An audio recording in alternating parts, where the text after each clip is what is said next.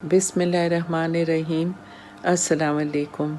मैं कौमी वतन पार्टी के 8वें यौम तासीस के मौके पे अपने लीडरशिप को और अपने मेंबरान को दिल की गहराइयों से मुबारकबाद देती हूँ।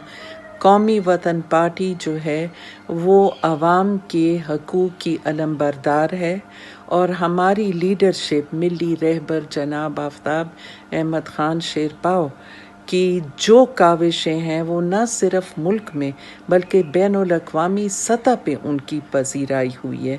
हम समझते हैं कि आवाम के हकूक़ और पुख्तून आवाम के हकूक़ जो हैं वो जिस तरीके से पामाल हो रहे हैं वो हमारी बर्दाश्त से बाहर है।